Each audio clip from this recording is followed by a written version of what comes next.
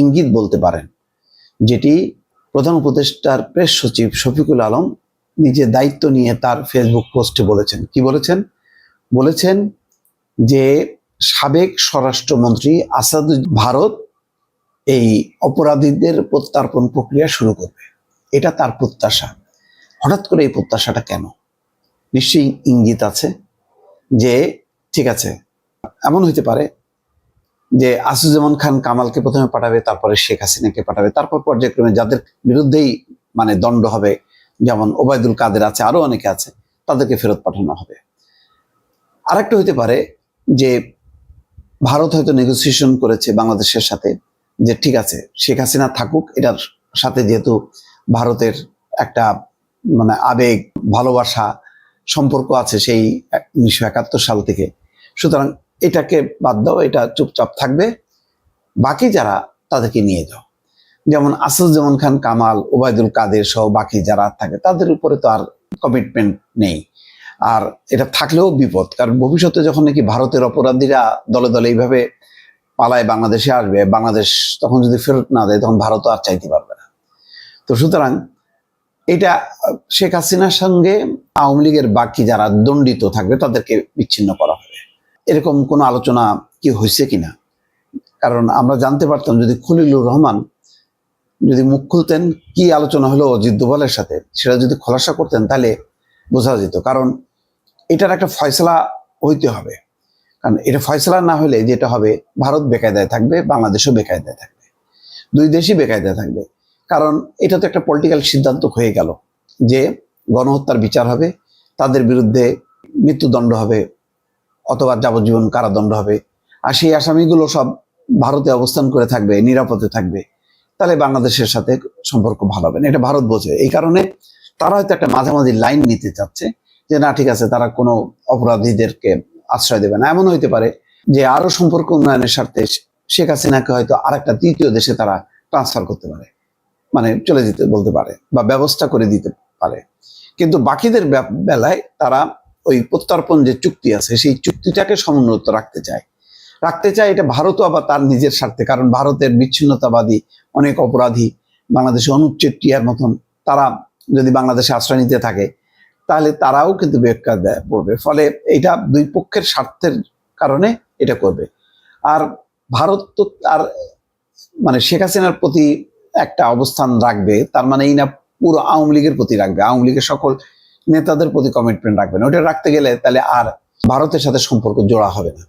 তো জোড়া দিতে গেলে তার একটা কঠিন সিদ্ধান্ত নিতে হবে যে অ্যাজ এ হোল যদি আওয়ামী লীগ শেখ হাসিনা সহ নিয়ে যদি তারা করতে চায় তাহলে এটা একটা বিরূপ ধারণার জন্ম নেবে এবং সম্পর্ক কখনো স্বাভাবিক হবে না।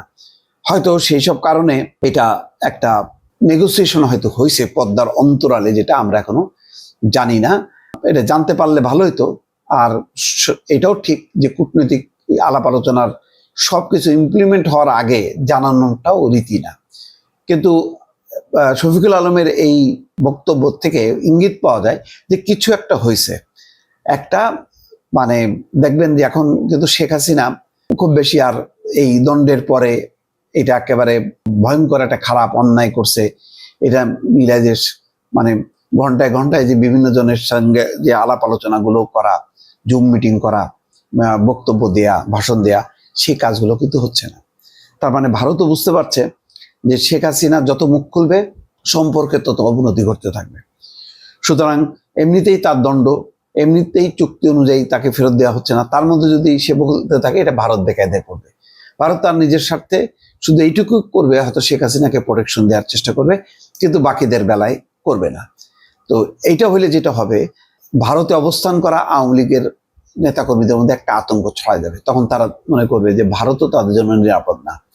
তখন মৃত্যুদণ্ডের রায় ঘোষণার পর রাজনৈতিক অঙ্গনে আলোচনা, দেশে বিদেশে আলোচনা, শেখ হাসিনা এবং আওয়ামী লীগ কি শেষ হয়ে গেল?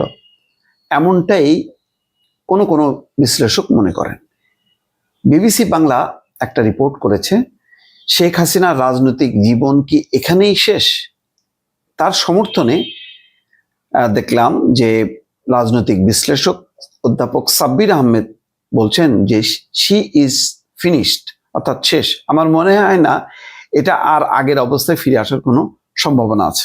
অর্থাৎ শেখ হাসিনা আবার আগের অবস্থায় ফিরে আসতে পারবে না। যদিও অনেকে বলবে রাজনীতিতে শেষ বলে মানে কিছু নেই, কিন্তু আমি মনে করি নেতৃত্ব যদি ব্লান্ডার করে সেটার শেষ আছে। কথাটা একেবারে ফেলে দেওয়ার মতন না।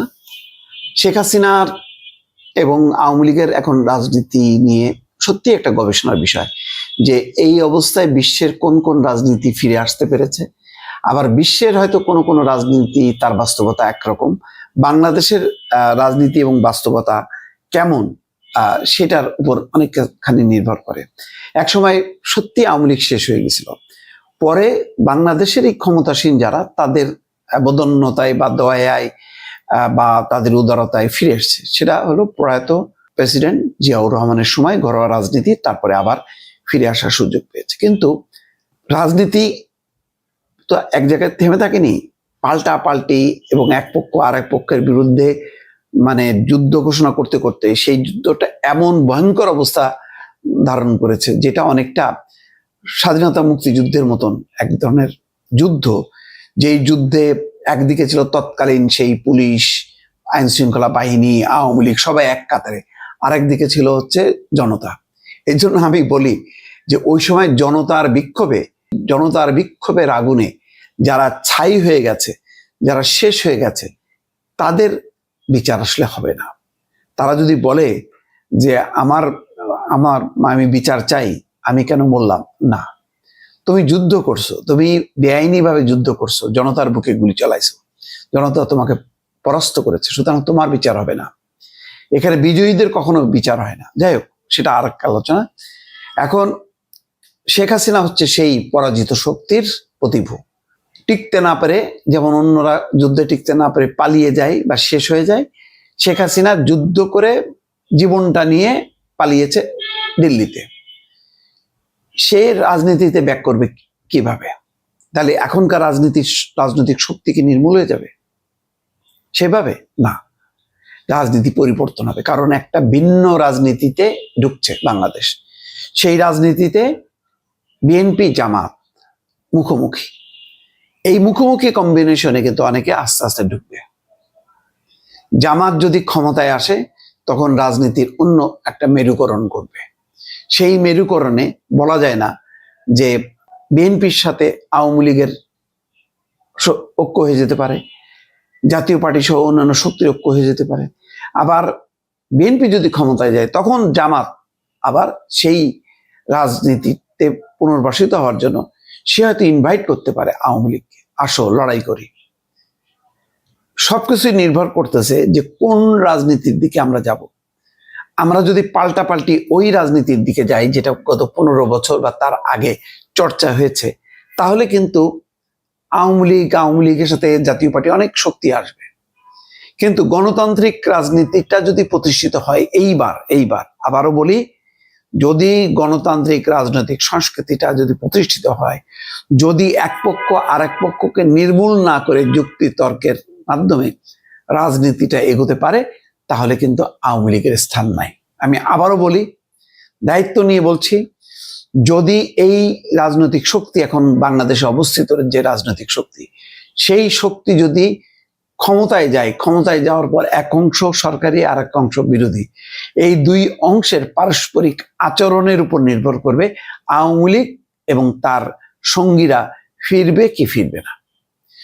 যদি দুই পক্ষই অর্থাৎ সরকার তার অবস্থান, ক্ষমতাসীনরা তার অবস্থান থেকে যদি আওয়ামী লীগ বিরোধী হয়, যদি বিরোধীরা তার অবস্থান থেকে যদি তারা মতপার্থক্য শাসকদের সাথে মতপার্থক্য সত্ত্বেও যদি তারা আওয়ামী লীগ বিরোধী হয়, তাহলে আপোষের সম্ভাবনা কম।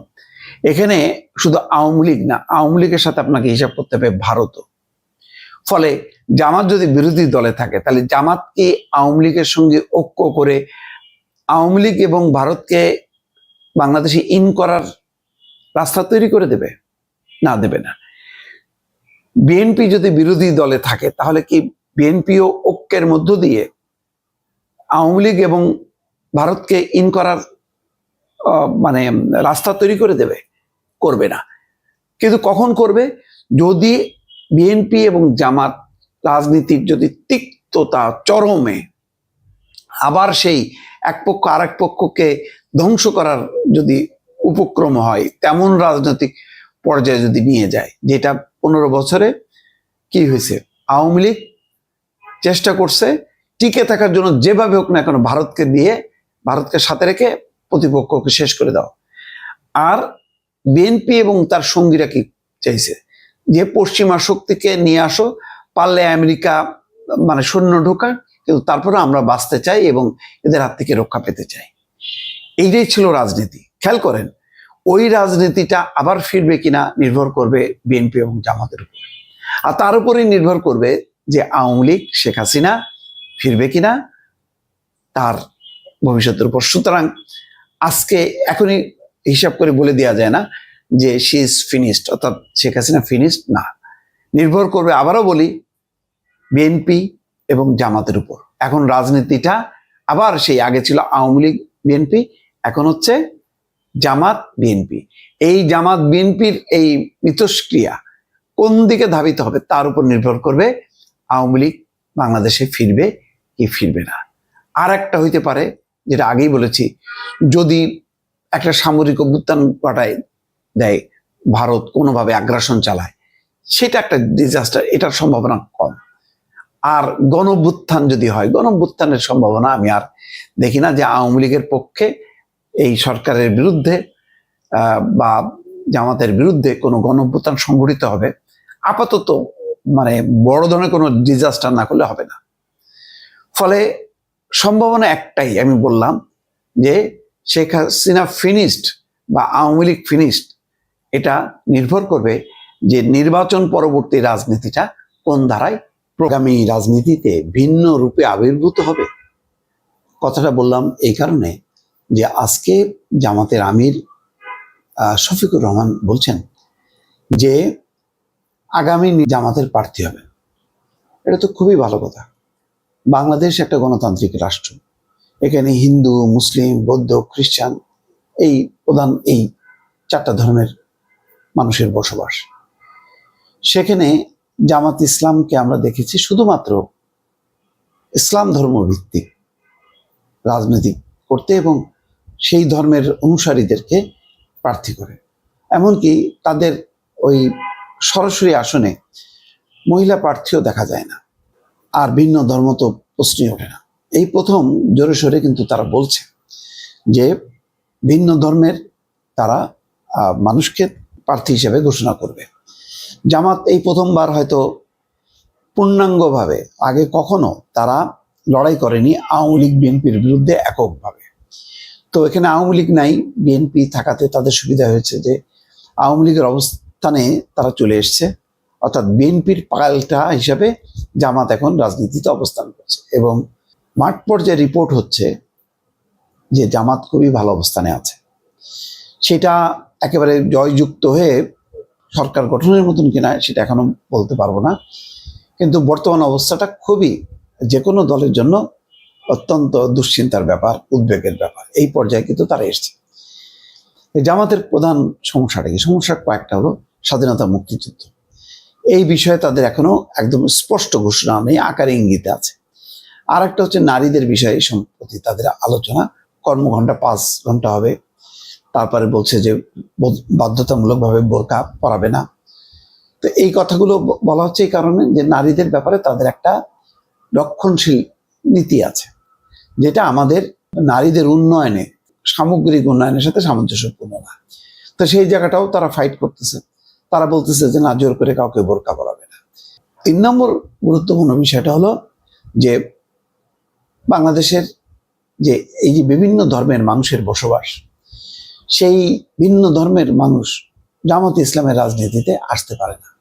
কারণ ওই যে ব্যারিয়ার, যে বাংলাদেশ জামাতে ইসলামী, জামাত ইসলামী বাংলাদেশ, এই যে দলের নামেই হচ্ছে যখন ইসলামী হয়, সেখানে তাহলে কোথায় মানে হিন্দু ধর্মের ঠাঁই, কোথায় খ্রিস্টান, কোথায় বৌদ্ধ ধর্মের ঠাঁই, তাদের তো থাকে না। কিন্তু নাম যাই হোক না কেন, তারা কাজ দিয়ে যদি তারা প্রমাণ করতে পারে যে তারা গণতান্ত্রিক বাংলাদেশের যে সংবিধান, সেই সংবিধান অনুযায়ী তারা বাংলাদেশে গণতান্ত্রিক রাষ্ট্র কায়েম করতে চায়, শরিয়া আইন কায়েম করতে চায়। এই কথাটা বললে কিন্তু তাহলে ইসলামী হয়ে যাবে, তাহলে আর সেখানে হিন্দু, বৌদ্ধ, খ্রিস্টান তারা থাকে না। বর্তমানে সংবিধানটা মেনে নিয়ে যদি জামাত রাজনীতি করে বা সরকার পরিচালনা করে এবং সেখানে যদি সব ধর্মের লোক যদি আসে, তাহলে বোঝা যাবে যে নাম যাই থাক না কেন, কামটা হলো আসল। সেই কামের দিক থেকে আমরা দেখব যে মুসলমানদের পাশাপাশি হিন্দু, বৌদ্ধ, খ্রিস্টান তারাও অবস্থান করছে জামাত ইসলামের সঙ্গে এবং তারা যথেষ্ট সম্মান মর্যাদার সঙ্গে অবস্থান করছে। এইটা বললে হবে না, নিশ্চিত করতে হবে। আরেকটা জিনিস যে একই ধর্মের মধ্যে নানা রকম বিভাজন আছে, নানা রকম সম্প্রদায় আছে, গোষ্ঠী আছে। এক গোষ্ঠী আর এক গোষ্ঠীকে যদি ইসলাম বিরোধী হিসেবে চিহ্নিত করে তাদেরকে উচ্ছেদ করা, তাদের উপর হামলা করা হয়, সেটাও কিন্তু ভালো হবে না। তাহলে সব মিলায় অনেকগুলো চ্যালেঞ্জ সামনে, সেই চ্যালেঞ্জ মোকাবেলা করে যদি জামাত প্রমাণ করতে পারে, ওয়েলকাম, মানে তার বিচার হয়। কারণ সে ক্ষমতায় থাকতে বা যুদ্ধে জিততে সে প্রচুর রক্তপাত ঘটিয়েছে, সুতরাং যারা বিজয়ী তারা বিচার করবে, সেটার এক প্রকৃতির। কিন্তু আপনি যদি এখন ওই লকারে সোনা দানা থাকে 832 ভরি, তারপরে ওই যে পূর্বাঞ্চলের প্লটও আপনাকে নিতে হয়, কেমন দেখায় দেখেন। তার এখন হাড়ে হাড়ে টের পাচ্ছে। আজকে সকালবেলা কি দেখলাম, শেখ হাসিনা দণ্ড, এই সংক্রান্ত 3টা মামলায় 21 বছর, তারপরে জয়, পুতুল এবং ছেলে মেয়ে তাদের 5 বছর করে দণ্ড হয়েছে। প্রতিমন্ত্রী শরীফ তার হয়েছে 18 বছর, অন্যান্য কর্মকর্তাদের হয়েছে। মামলার পর্যবেক্ষণটা খুব ইম্পর্টেন্ট। কি বলছে এই মামলা সম্পর্কে? বলছেন যে সরকারি সম্পত্তি নিজের নামে নিয়ে রাষ্ট্রের সঙ্গে বিশ্বাসঘাতকতা করেছেন শেখ হাসিনা। তার মানে শপথ দিয়েছিল তিনি যে রাষ্ট্রের আইন কানুন সম্পত্তি সবকিছু তিনি রক্ষা করবেন, কিন্তু তিনি আমানতটাকে খেয়ানত করেছে। অর্থাৎ ওই সম্পত্তিটা, রাষ্ট্রের যে সম্পত্তি, সেটা নিয়ম বহির্ভূতভাবে তিনি নিজের নামে লিখে দিয়েছেন। তাই বলছে যে রাষ্ট্রের সঙ্গে বিশ্বাসঘাতকতা করেছেন শেখ হাসিনা। একই সাথে প্লট নেওয়ার জন্য যে হলফনামা দেওয়া হয়েছিল তাতে নোটারি করা ছিল না বিধায় সেই হলফনামা জাল নথি ছিল বলে রায়ে উল্লেখ করেছে আদালত। একই সাথে প্লট বরাদ্দ দেওয়ার ক্ষেত্রে রাজুকের বিধিমালা বা কোনো নিয়ম অনুসরণ করা হয়নি বলেও রায়ের পর্যবেক্ষণে বলেছে আদালত।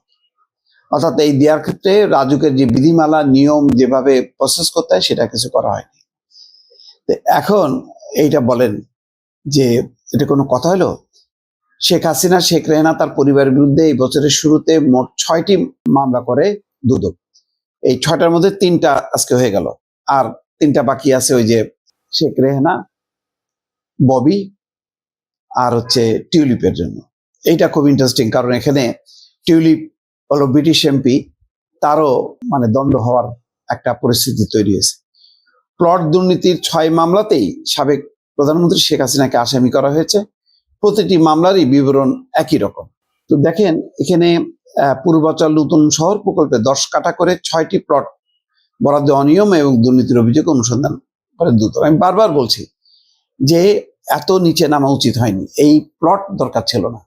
প্লট উনি তার সরকার বিতরণ করবে অন্যদেরকে, পাবলিককে, মানে তিনি কিভাবে নেন?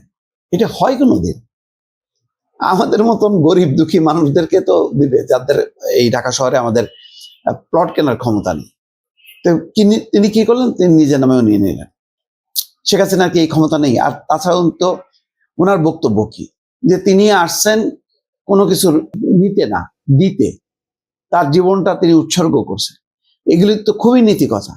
এখন যদি ওই নীতি কথার সাথে যদি লকারে তার পাওয়া যায় 832 ভরি গহনা, হ্যাঁ সেখানে নৌকা আছে, আছে, এগুলো তো স্বর্ণ, তো উপহার পেয়েছেন। উপহার পেলে আপনি পার্টি ফান্ডে দেন, সরকারি ফান্ডে দিয়ে দেন, তা তো দেন নেই, নিজের লকারে রেখে দিয়েছেন। কত বড় অন্যায়, কত বড় নিম্ন মানের কাজ এটা হয়েছে, এটা কল্পনা করতে পারে? উনি যখন উপহার পান, উনি আওয়ামী লীগের সভা নেত্রী হিসেবে পান, উনি প্রধানমন্ত্রী হিসেবে পান। তার মানে উনি ব্যক্তি না, এখানে প্রতিষ্ঠান। তাহলে তুমি দলকে দাও অথবা সরকারকে দাও, কোনটাই তিনি না দিয়ে ওনার ব্যক্তিগত পকেটে ঢুকেছে। বুঝলেন? ওনার মানে চিন্তা চেতনার হাইটটা কি এটা একটু বোঝার চেষ্টা করেন। আমার এই কথা শুনে অনেক আওয়ামী লীগের নেতা কর্মীরা ক্ষুব্ধ হবেন, কিন্তু এগুলো ভাবেন ভাই, ভাবেন, এখনই ভাবনার সময়। এখন তো ক্ষমতা নেই, আস্তে আস্তে ভাবেন যে কি আপনারা করছেন আর কি করা উচিত ছিল। আসলে সোশ্যাল মিডিয়ার বিরুদ্ধে একসময় আওয়ামী লীগ সরকার বিশেষ করে চরমভাবে ক্ষিপ্ত ছিল এবং তারা মনে করতো যে এই সোশ্যাল মিডিয়া তাদের 12টা বাজাচ্ছে। ঘটনাও সত্য, কারণ যেহেতু মত প্রকাশের স্বাধীনতা ছিল না, মানে স্বাধীনভাবে কোনো কিছু লেখা যেত না, বলা যেত না, সুতরাং তখন ফেসবুক পেজ বা ইউটিউব খুব পপুলার ছিল এবং যার যে অবস্থান থেকে সে প্রতিবাদ করত এবং মানুষ এটাকে রেসপন্স করত। এই কারণে যেহেতু সোশ্যাল মিডিয়া নিয়ন্ত্রণ করা যায় না, তারা চেষ্টা করেও পারেনি। সুতরাং সোশ্যাল মিডিয়াকে একটা গুজব ছড়ানোর একটা কারখানা হিসাবে তারা চিহ্নিত করত এবং এটা মেইন স্ট্রিম মিডিয়া যারা বিভিন্ন চ্যানেলের সাংবাদিকরা তারাও মোটামুটি এটাকে সেভাবে চিত্রিত করত, যার ফলে এমন একটা পরিস্থিতি হয়েছে যে কোনো ভালো সাংবাদিক বা এটাও যে সোশ্যাল মিডিয়াকে সাংবাদিকতার কাজে আরো ভালোভাবে কাজে লাগানো যায় এটা কেউ চিন্তা করেনি এবং এটাকে যারা কাজ করত তাদেরকে খারাপভাবে দেখা হতো। যেমন আমি নিজে মেইন স্ট্রিম মিডিয়া থেকে যখন সোশ্যাল মিডিয়া কাজ শুরু করলাম, অনেকেই খুব তুচ্ছ-তাচ্ছিল্য করতো এবং বলা হতো যে আমিও গুজব ছড়াচ্ছি। কিন্তু কিছুদিন পরে তারা বুঝলো যে না, আমি একটা নিশ্চিত নির্ভরযোগ্য তথ্যের উপর ভিত্তি করে আমি কথা বলি। মতামতগুলির ব্যাপারে হয়তো অনেকে একমত হতো না, কিন্তু কখনো ফেক কোনো নিউজ আমি চেষ্টাও করিনি। কিন্তু এখন আমি আমার দায়িত্বটা নিতে পারি, আমি তো সবার দায়িত্ব নিতে পারি না, এটাও সত্য। হাসিনার আমলেও প্রচুর মানে গুজববাজি হয়েছে, এটা খারাপ লাগতো, এটা দরকার ছিল না।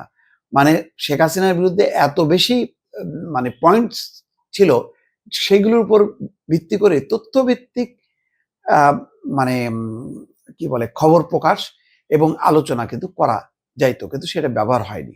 তো যাই হোক, তখন সোশ্যাল মিডিয়া ছিল একেবারে শত্রু, আওয়ামী লীগের শত্রু, সরকারের শত্রু। কিন্তু দেখেন ভাগ্যের কি নির্মম পরিহাস বা কালের কি পরিবর্তন বা কালের কি নির্মম পরিহাস, এখন এই সোশ্যাল মিডিয়ার টার্গেট হয়ে গেছে কিন্তু বিএনপি। যার কারণে বিএনপির শীর্ষ পর্যায়ের নেতারা বারবার বলছেন যে সোশ্যাল মিডিয়ার মাধ্যমে অপপ্রচার হচ্ছে এবং তাদের দলকে এবং ব্যক্তিদেরকে আক্রান্ত করা হচ্ছে, এবং সত্য তাই। এখন সোশ্যাল মিডিয়ায় কিন্তু আওয়ামী লীগকে খুব একটা বেশি টার্গেট করা হয় না, আওয়ামী লীগ তো আউট। এখন যেহেতু বিএনপি একটা প্রধান রাজনৈতিক শক্তি, সে ক্ষমতা আসতে পারে, তাকে টার্গেট করে কিন্তু এখন চলছে দেশে বিদেশে যেভাবে পারে। আর ইউনূস সরকার যেহেতু বলে দিছে যে মানে গণমাধ্যমের উপর স্বাধীনতা হস্তক্ষেপ করা হবে না বা সোশ্যাল মিডিয়া, যে যার মতন করে বলছে এবং এতে অস্বস্তি বাড়ছে। মির্জা ফখরুল ইসলাম আলমগীরের একটা কথার সূত্র ধরে আজকে দর্শক এতগুলো কথা বললাম। তিনি বলছেন সোশ্যাল মিডিয়া ব্যবহার করে মব তৈরি করা হচ্ছে। মিথ্যা? সত্য। অনেকগুলো মবের পেছনে কারিগর হচ্ছে এই সোশ্যাল মিডিয়া। তারা সংগঠিত করতেছে, তাদেরকে পরিচালিত করা হচ্ছে, মব সৃষ্টি করে বিভিন্ন প্রতিষ্ঠান, বিভিন্ন ব্যক্তির উপর হামলা করা হচ্ছে। দেখেন কথাগুলো সত্য কিনা। সোশ্যাল মিডিয়া, সামাজিক যোগাযোগ মাধ্যম এখন শুধু বাংলাদেশে নয়, সারা পৃথিবীতেই একটা বড় সংকট হয়ে দাঁড়িয়েছে বলে মন্তব্য করেন মির্জা ফখরুল ইসলাম আলমগীর। এ প্রসঙ্গে তিনি বলেন, সোশ্যাল মিডিয়ায় কোনো দায়বদ্ধতা নেই, এখানে যা খুশি তা বলা যায়। এখানে রাজনৈতিক দল, রাজনৈতিক ব্যক্তিত্ব, সামাজিক ব্যক্তিত্ব এবং ব্যবসায়ীদের বিরুদ্ধে নেতিবাচক প্রচারণা চালানো হচ্ছে, নৈরাজ্য সৃষ্টি করার চেষ্টা চলছে, মত তৈরি করা হচ্ছে। এতে দেশের গণতান্ত্রিক যাত্রা ব্যাহত হচ্ছে। বিএফিজের দ্বিবার্ষিক কাউন্সিল উদ্বোধনী অধিবেশনে তিনি এই কথা বলছেন। কথাগুলো একটা লাইনও অসত্য না। অথচ দেখেন এই সোশ্যাল মিডিয়া, বিশেষ করে আমরা যারা পেশাজীবী, পেশাদার সাংবাদিক, শুধু আমরা না, অন্যান্য পেশাও যারা, তারা এটাকে চমৎকার ভাবে ব্যবহার করে তারা রুটি রুজি ইনকাম করতে পারে, মানে এই সোশ্যাল মিডিয়া, এবং বহুজনের কর্মসংস্থান তৈরি করে দিচ্ছে এই গুগল, ফেসবুক, ইউটিউব এবং ফেসবুক। বহু আমি জানি বাংলাদেশের অনেক তরুণ দেশে বিদেশে তারা সোশ্যাল মিডিয়াতে খুবই ইতিবাচক, এবং ট্রাভেল ব্লগগুলো দেখেন, তারপরে অন্যান্য বিশেষ করে অপরাধ সংক্রান্ত বা ক্রিয়েটিভ অনেক গান বাজনা বলেন বা অন্যান্য সাবজেক্ট নিয়ে খুব ভালো ভালো কন্টেন্ট তৈরি হচ্ছে। এমনকি গ্রামের সাধারণ যারা মানে গৃহস্থালী করে সাধারণ মানুষ, রিপন মিয়ার উত্থান দেখেন এই সোশ্যাল মিডিয়া। আমি দেখছি যে অনেক মেয়ে, গ্রামের মেয়ে, তারা সেখানকার লোকাল যে গ্রামীণ বাস্তবতা, গ্রামীণ চিত্রটা তুলে ধরেও তারা প্রচুর ইনকাম করছে এবং তারা স্বাবলম্বী হচ্ছে। আমি নিজেও ভাই গত এই যে বাংলা ভিশনের পর থেকে আমি তো চোখে মুখে অন্ধকার দেখছিলাম, এবং বাংলাদেশে আমার কোথাও মানে চাকরি করার কোনো সুযোগ ছিল না, এবং সেটা কোনো প্রতিষ্ঠান সাহসও পেত না আমাকে ডাকার জন্য। আমিও কিন্তু এটার উপর নির্ভরশীল, কিন্তু আমি এটাকে অপব্যবহার করিনি। বিশ্বাস করেন, আমি একদম মানে ইমান বলতেছি যে আমি যা কিছু করছি বিবেকের তাড়নায় করছি। আমি এটা নিয়ে অনেক ব্ল্যাকমেইল করতে পারতাম, প্রচুর টাকা ইনকাম করতে পারতাম। আমি এটাকে যেভাবে অপব্যবহার করে সেভাবে করতে পারতাম না। আমি দেখছি যে আমি যদি সঠিক লাইনে আমি যদি কাজ করতে পারি, তাহলে আমার কি হচ্ছে, আমার সাংবাদিকতাও করা হচ্ছে, অন্যদিকে আমার মানে আর্থিক যে ইনকামটা, সেই ইনকামটাও আমার থাকছে, এবং আমি সেলফ ডিপেন্ডেন্ট হইতে পারি। তো কেন আমি মানে বেলাইনে যাব?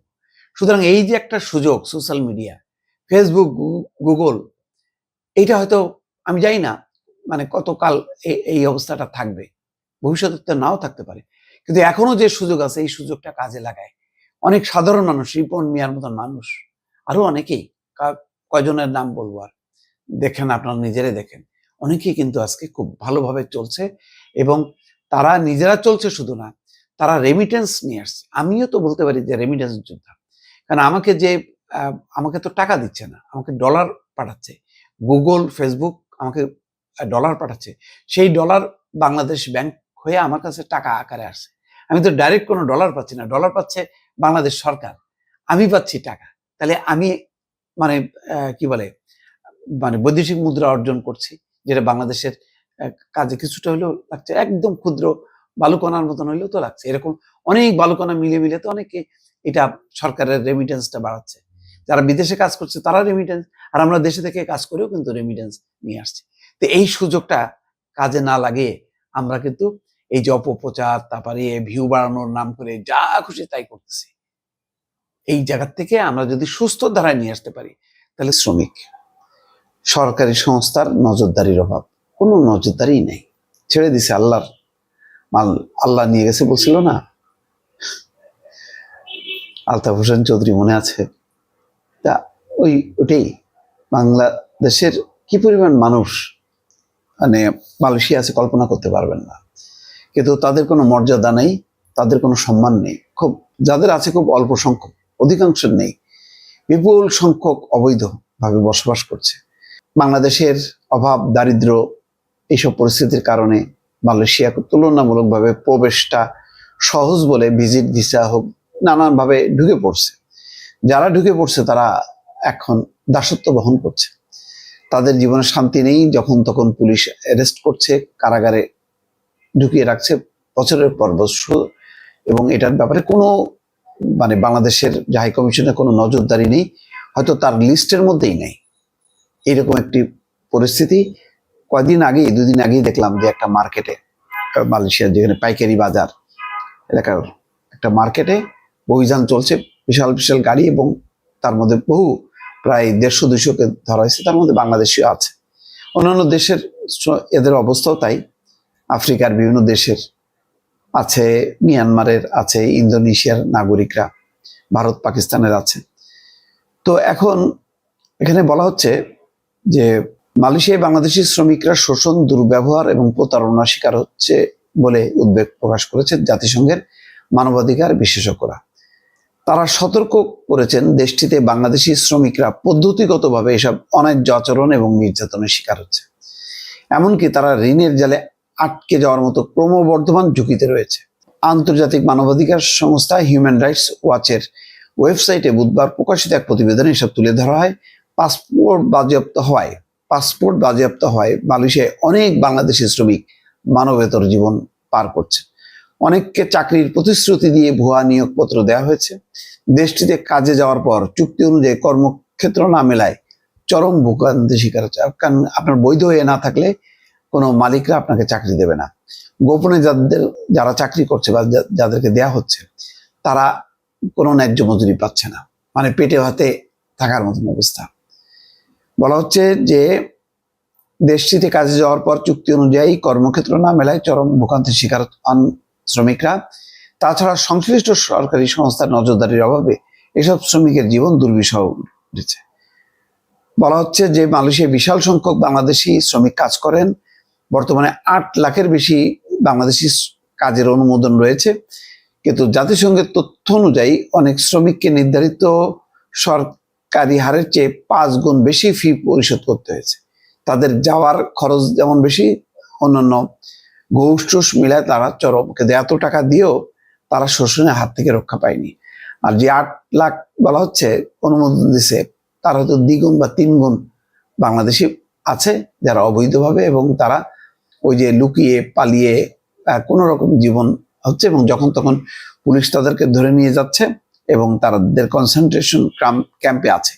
অভিবাসন কেন্দ্রগুলোতে বর্তমানে 18,000 অভিবাসী শ্রমিক, শরণার্থী এবং আশ্রয় প্রার্থীকে রাখা হয়েছে।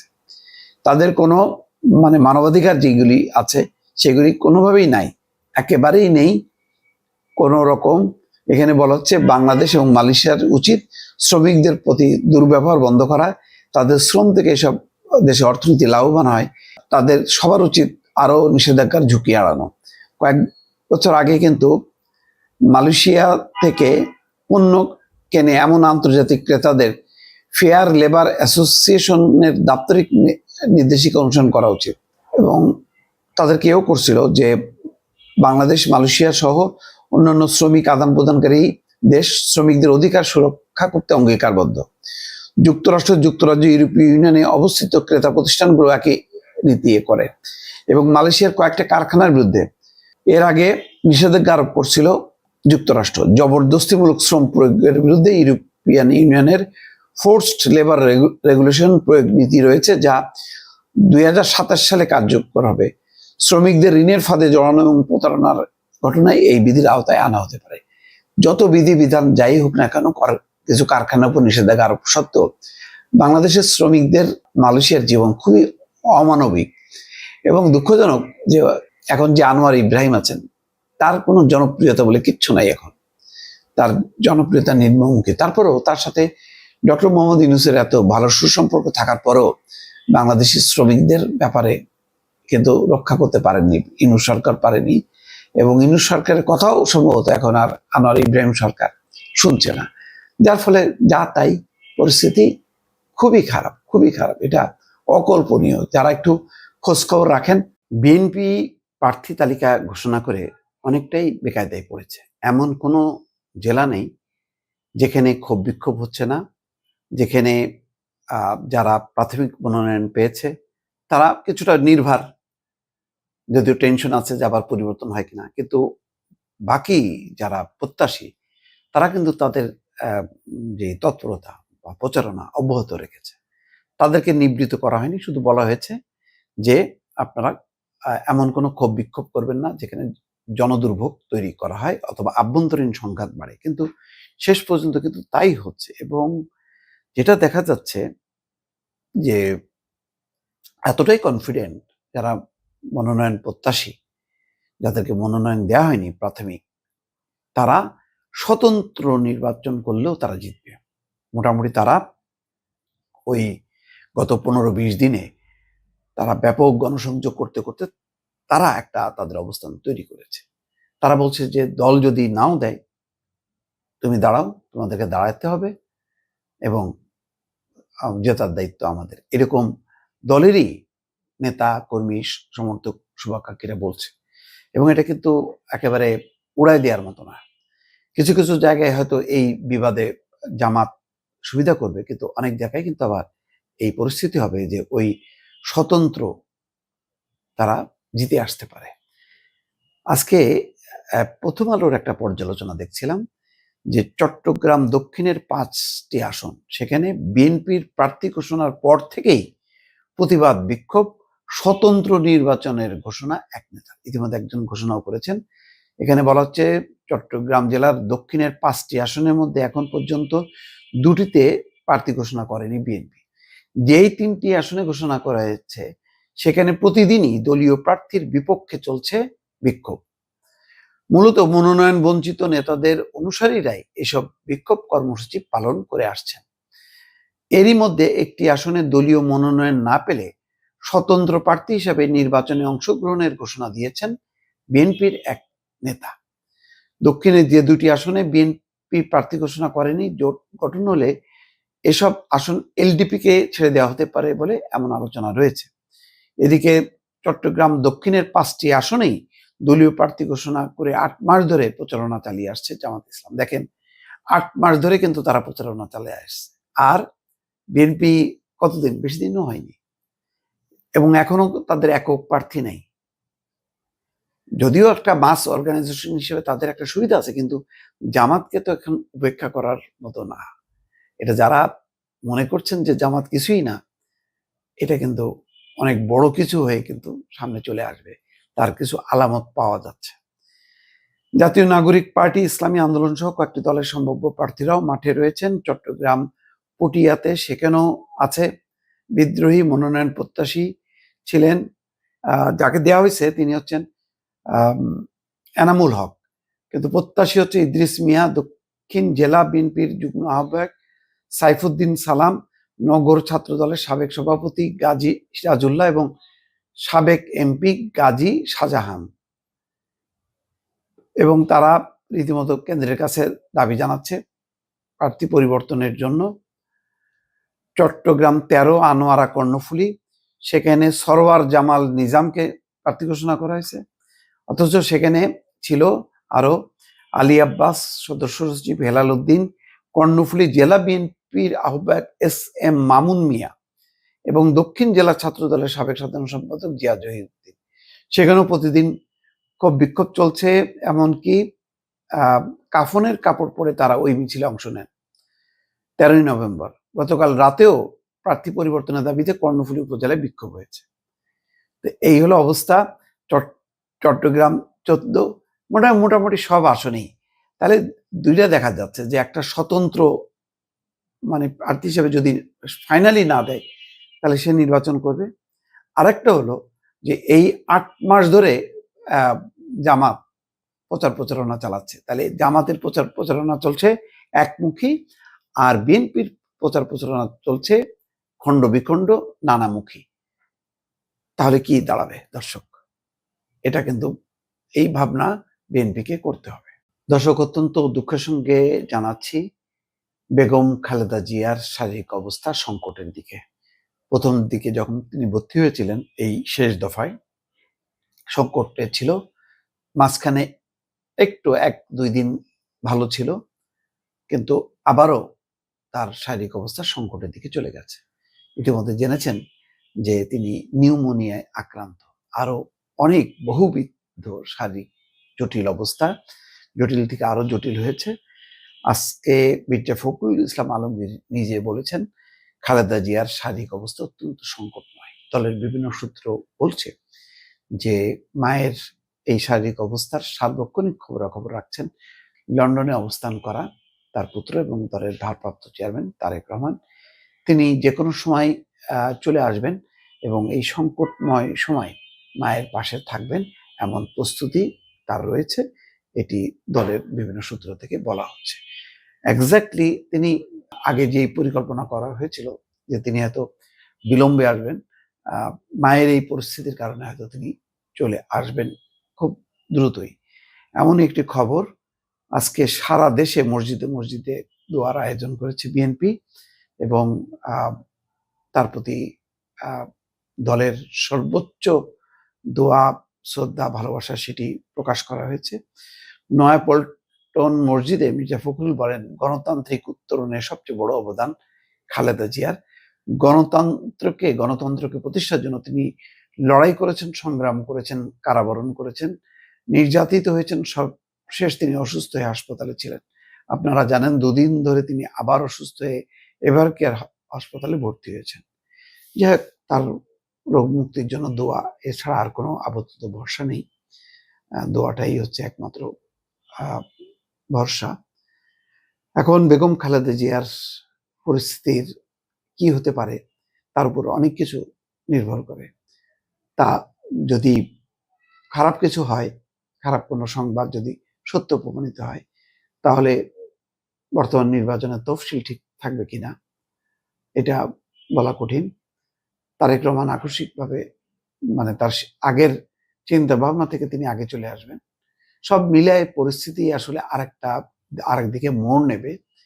তবে একটা জিনিস ভালো যে খালেদা জিয়ার জন্য জামাত ইসলামীও পর্যন্ত দোয়া করেছে আনুষ্ঠানিকভাবে, এনসিপি করেছে, সব পক্ষই করেছে। অন্তত খালেদা জিয়ার প্রশ্নে বর্তমানে অবস্থিত যে রাজনৈতিক দলগুলো আছে তাদের কোনো রকম মতভেদ নেই এবং তার প্রতি সর্বোচ্চ সম্মান সবাই জানাচ্ছে। এবং এমনকি খালেদা জিয়ার আসনে কেউ প্রার্থী দেবে না বলে ঘোষণা করেছে। এটা খালেদা জিয়ার জন্য একটা বিরল সম্মান। অন্তত এখন যে রাজনৈতিক দলগুলো আছে, দলমত নির্বিশেষে সবারই একটা অসাধারণ শ্রদ্ধা ভালোবাসার জায়গা আছেন বেগম খালেদা জিয়া। জাতীয় পার্টিও দোয়া করেছে। যাই হোক, আল্লাহ ভরসা, এখন তো আর কিছু বলার নেই। এখন অপেক্ষা করা এবং খালেদা জিয়ার জন্য যে মেডিকেল বোর্ড গঠন করা হয়েছিল তারা দিন রাত কাজ করে যাচ্ছেন এবং সর্বোচ্চ চেষ্টা করছেন খালেদা জিয়ার যে সংকটজনক